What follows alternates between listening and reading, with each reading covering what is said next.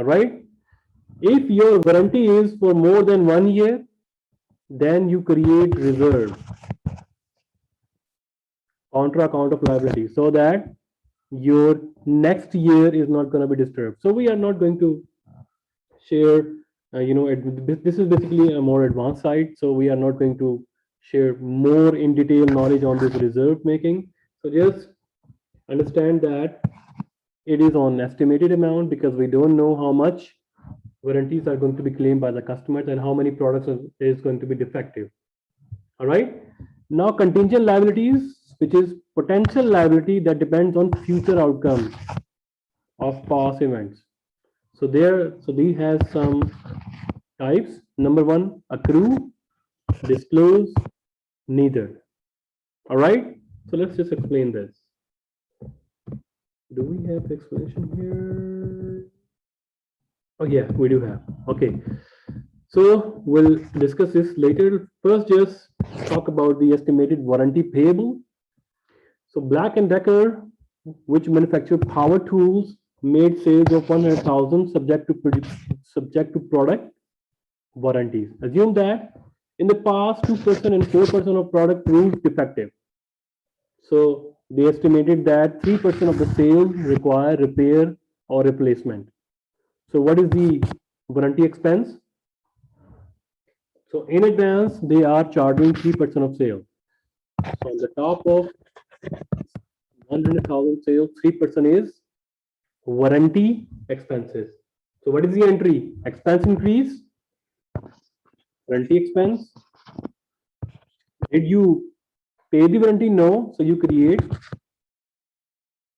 the liability, warranty payable. So warranty expense to warranty payable. And remember, you write it down estimated here.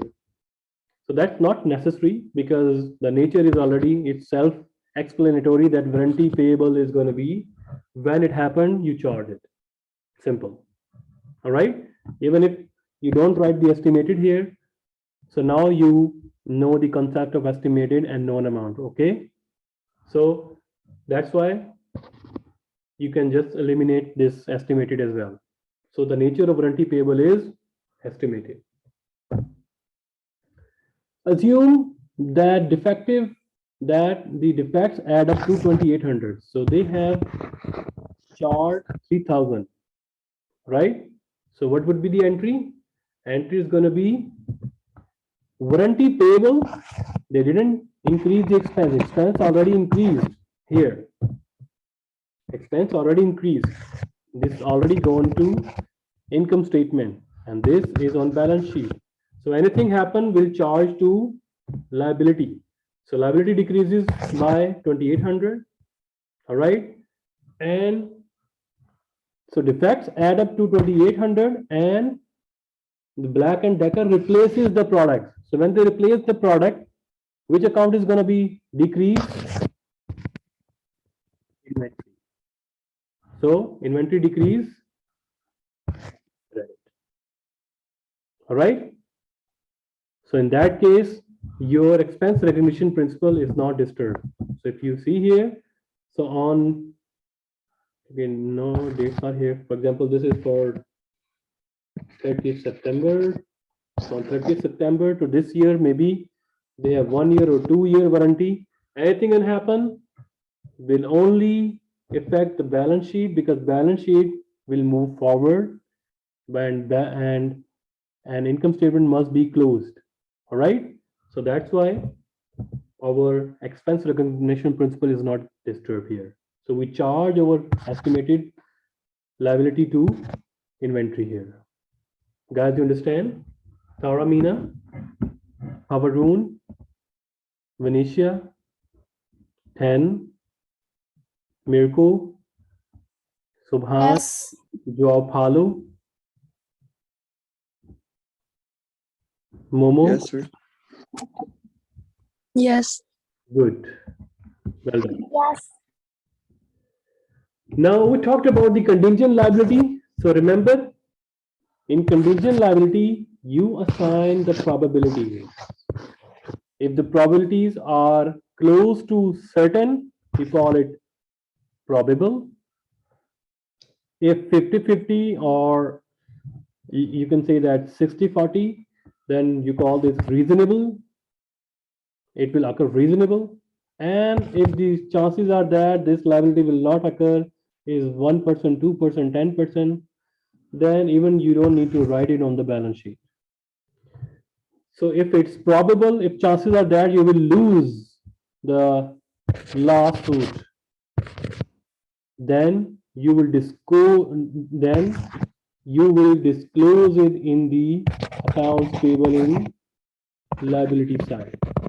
You will write that it's going to be lawsuit or claims payable, lawsuit payments are going to be made against this lawsuit, for example, right?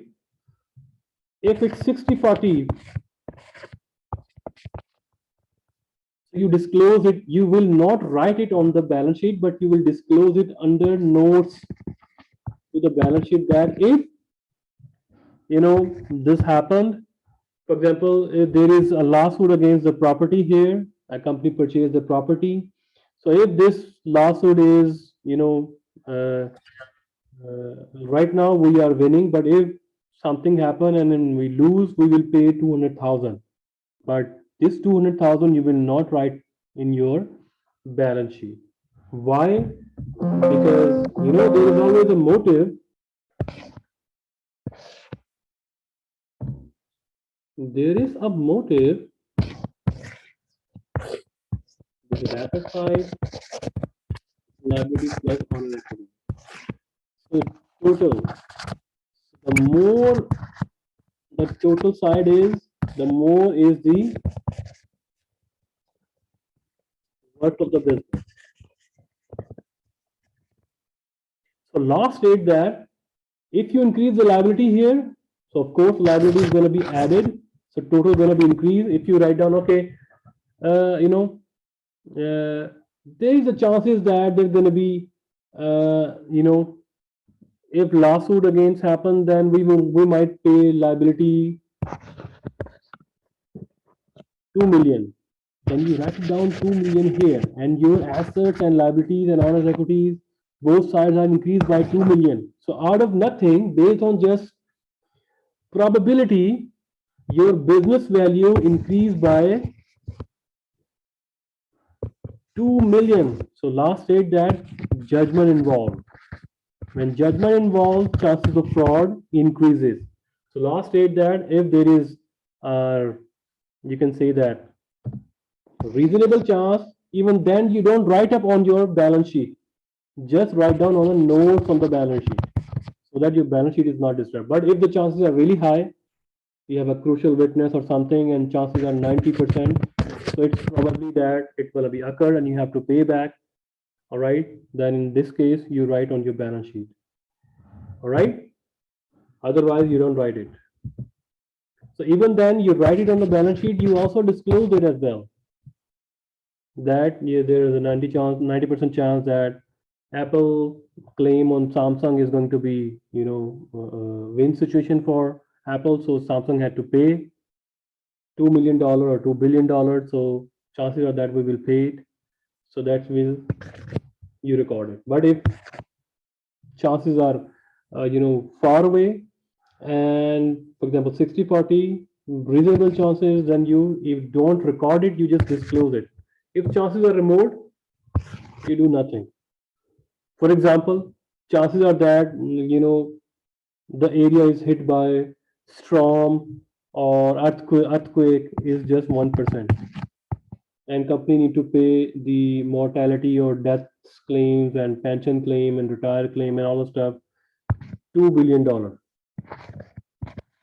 Does that mean company asset side and liability and honor side will increase by 2 billion? Answer no, you don't disclose it. That's going to be a natural disaster and let it happen.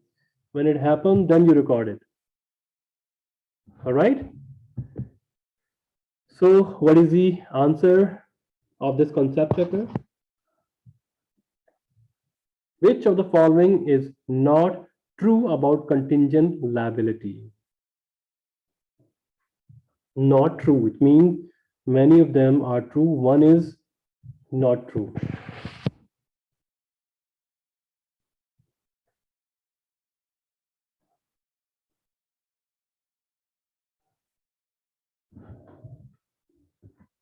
Thara Mina Mirko, Job Halo, Miria, Nana, Ten,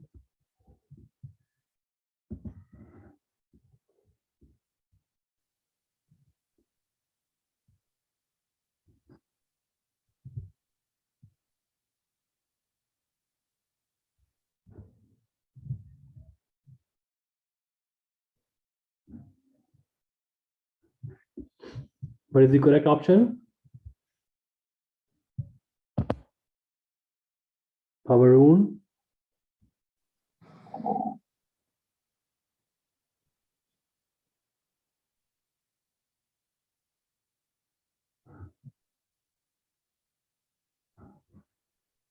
Pavarun, Taramina, what is the correct option here?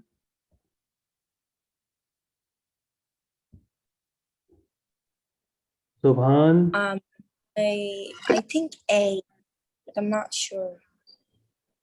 A. Let's just talk about again. Can we go back?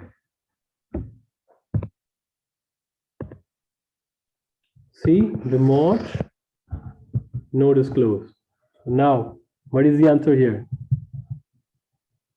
Of course, contingent liability dependent on past events, future outcome of past events. Maybe something happened and somebody file a lawsuit on some past happening. So it can be A is true.